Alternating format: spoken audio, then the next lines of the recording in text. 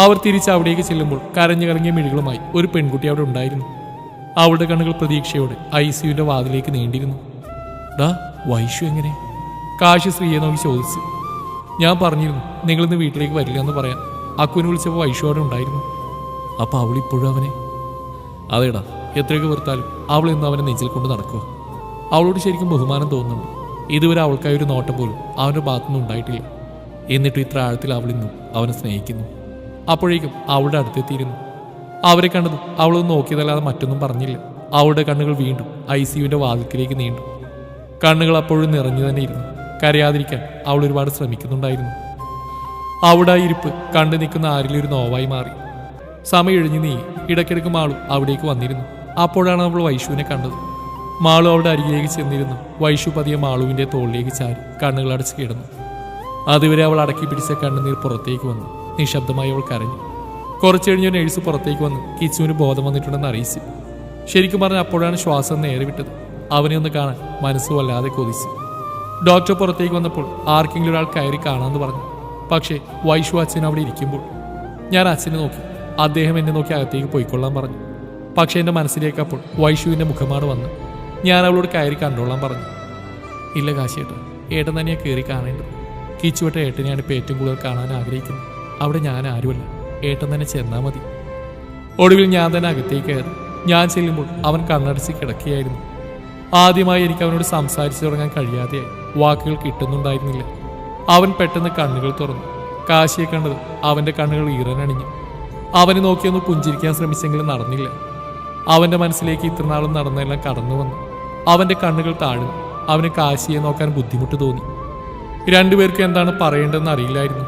ഈ കാലത്തിനിടയ്ക്ക് വിധി അവർക്കിടയിൽ ഒരുപാട് അകൽച്ച കൊണ്ടുവന്നിരുന്നു. ഒരു കാലത്ത് ആത്മാർത്ഥ സുഹൃത്തുക്കളിൽ നിന്നും പരസ്പര വൈരികളാക്കി മാറ്റി. ഇന്നിതാ വീണ്ടും ആ സൗഹൃദം അവരെ കൂട്ടിച്ചേർക്കുന്നു. കാശിപതി അവരുടെ കയ്യിൽ മുറുകെ പിടിച്ച് അവൻ്റെ കണ്ണിൽ നിന്നും കണ്ണിനീരിറ്റു വീണു. എനിക്കൊന്നുമില്ലടാ, എന്തിനാടാ സൈക്കോ നീ? ഞാൻ നിന്റെ സൈക്കോ അല്ലടാ. അപ്പൊ ഇതൊക്കെ എന്ത്? ഞാൻ ഇവിടുന്ന് എണീറ്റിട്ടാ ബാക്കി. അവർക്കിടയിൽ പഴയ കളിച്ചിരികളുണ്ടായി. അന്നത്തെ ആ 5ാം ക്ലാസ്സുകാരെയും മാറുകയായിരുന്നു അവർ. ഒടുവിൽ നഴ്സ് വന്ന് കാശി അവിടുന്ന് ഓടിക്കേണ്ടി വന്നു. പുറത്തേക്ക് വന്ന കാശിയുടെ നിറഞ്ഞ പുഞ്ചിരി മതിയായിരുന്നു ബാക്കിയുള്ളവർക്ക് ആശ്വസിക്കാൻ. ശ്രീ അവൻ്റെ അരികിലേക്ക് വന്ന് പറഞ്ഞു, നിനക്ക് നിന്റെ സൈക്കോയെ കിട്ടിയില്ലേ? ഇനി ആ റാമിനൊരു അവസരം കൊടുക്കരുത്. ഇനി അവൻ വേണ്ട. കാശി അതിനും ചിരിച്ചു. ആൽവിയും ദേവും ഇപ്പൊ എത്തും നാളെ ഉച്ചയോടെ. കിച്ചുകൂടെ ഇവിടുന്ന് വന്ന അവന്റെ നാശം കണ്ടേ ഇനി നിർത്തൂ. ഇരുവരും പരസ്പരം നോക്കി ചിരിച്ചു. പിറ്റേന്ന് രാവിലെ ആയപ്പോഴേക്കും കിച്ചുവിനെ റൂമിലേക്ക് മാറ്റിയിരുന്നു.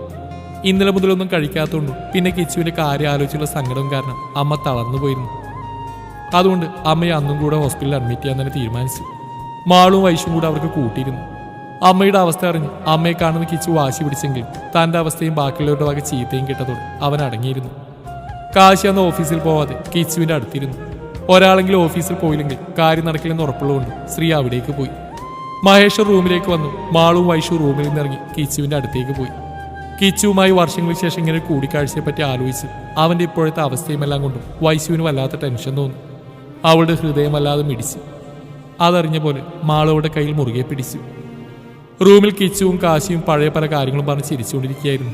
മാളു വേഗം അകത്തേക്ക് കയറി. അവൾ വന്നത് അവർ രണ്ടുപേരും അവൾ നോക്കി ചിരിച്ചു. പക്ഷെ പിന്നാലെ കയറി വരുന്ന വൈശുവിനെ കണ്ടത് കിച്ചു സംശയത്തോടെ അവളെ നോക്കി.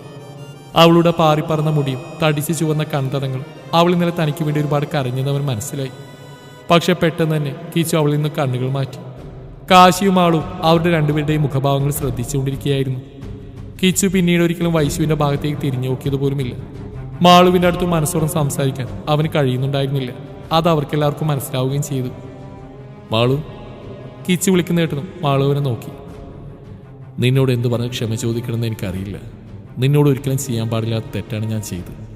സഹോദരൻ്റെ സ്ഥാനത്ത് നിൽക്കേണ്ടതിന് പകരം നിന്റെ ഇമോഷൻസിനെ ഞാൻ എൻ്റെ സ്വാർത്ഥ ലാഭങ്ങൾക്ക് വേണ്ടി ഞാൻ ചൂഷണം ചെയ്തിട്ടേ ഉള്ളൂ. ഉള്ളിൽ പലപ്പോഴും തോന്നിയിട്ടുണ്ട് നിന്നോട് ചെയ്യുന്നത് തെറ്റാണെന്ന്. പക്ഷെ അവൻ എന്നിൽ നിറച്ചുകൊണ്ടിരുന്ന വിഷം ആ തെറ്റിനും ശരിയെ കാണിച്ചു തന്നുള്ളൂ. നിന്നോടെല്ലാം തുറന്നു പറയാൻ തോന്നുമ്പോഴും നീ എന്നെ വെറുത്താലോ എന്ന് ഓർത്താ ഒന്നും പറയാതിരുന്നു. എന്തോ നിന്നോട് തോന്നുന്ന ഫീലിങ്സ് എന്താണെന്ന് എനിക്കിപ്പോഴും അറിയില്ല. You are something special for me. അതൊരിക്കലും പ്രണയമായിരിക്കില്ല. എൻ്റെ കാശിയോട് തോന്നിയ ആത്മബന്ധം അത്രയ്ക്ക് വരില്ലെങ്കിലും നീയായിട്ടും എനിക്ക് അതേപോലെ ഒരു കണക്ഷൻ ഫീൽ ചെയ്തിട്ടുണ്ട്. നിന്നോട് ചെയ്തതിനൊന്നും ക്ഷമ കിട്ടാൻ പോലും ഞാൻ അർഹനല്ലെന്ന് എനിക്കറിയാം. എന്നാലും പറയുക, വെറുക്കാതിരുന്നൂടെ? അത് പറയുമ്പോൾ അവൻ്റെ കണ്ണിൽ നിന്നും കണ്ണീർ പൊഴിഞ്ഞിരുന്നു. മാളു അപ്പോഴൊന്നും മിണ്ടിയിരുന്നില്ല. എല്ലാവരും അവളുടെ മറുപടിക്കായി കാത്തിരുന്നു. കുറച്ച് സമയം കിച്ചുവിനെ നോക്കിയതിനു ശേഷം മാളു പറഞ്ഞു തുടങ്ങി. കിച്ചുവേട്ട, നിങ്ങൾ ചെയ്ത തെറ്റിന് മുഖടച്ചൊന്നും തിരികെ വേണ്ട. അത് ഞാനൊരിക്കൽ തന്നുവാണ്. അവളത് പറഞ്ഞു. വൈശുവും കാശി അവളെ ഞെട്ടി നോക്കി. കാരണം അവർക്കത് പുതിയ അറിവായിരുന്നു. അതോർത്തവും കാശിയുടെ ചുണ്ടിലൊരു ചിരി വിരിഞ്ഞു. എൻ്റെ ജീവിതം വെച്ചാൽ നിങ്ങൾ കളിച്ച്. ആ തെറ്റിന് നിങ്ങൾക്കൊരിക്കലും മാപ്പില്ല.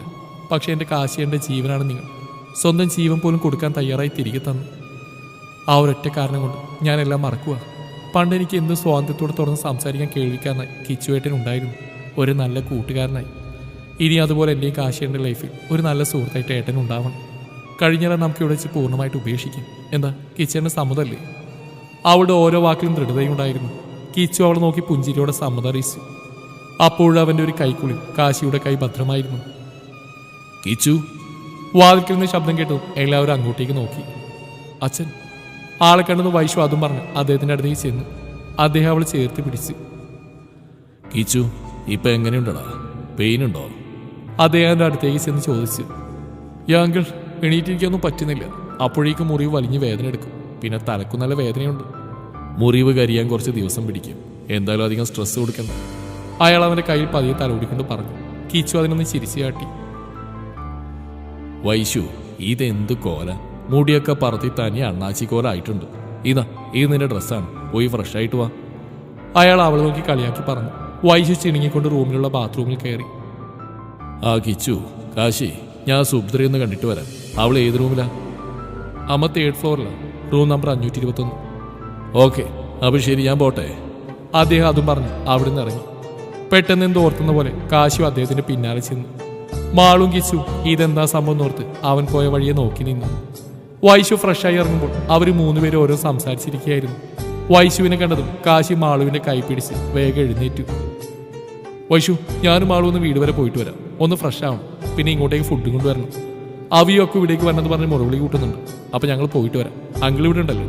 വല്ല ആവശ്യമുണ്ടെങ്കിൽ അങ്കിളിനെ വിളിച്ചാൽ മതി. ഇവരെ നോക്കിക്കോണേ, ഞങ്ങൾ പെട്ടെന്ന് വരാം. കാശി പറഞ്ഞു. വൈശു കിച്ചുവിനേക്ക് തലയാട്ടി. അവനും അപ്പോൾ അവളെ തന്നെ നോക്കി.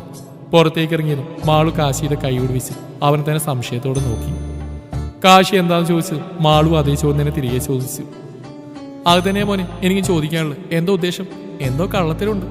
എന്തിനാ അങ്കിളി പോയപ്പോൾ പൊട്ടലിൽ ഓട്ടയടിച്ച പോലെ പിന്നാലെ ഓടി? മാളു അവനെ കളിയാക്കി ചോദിച്ചു. പൊട്ട നിന്റെ തന്ത.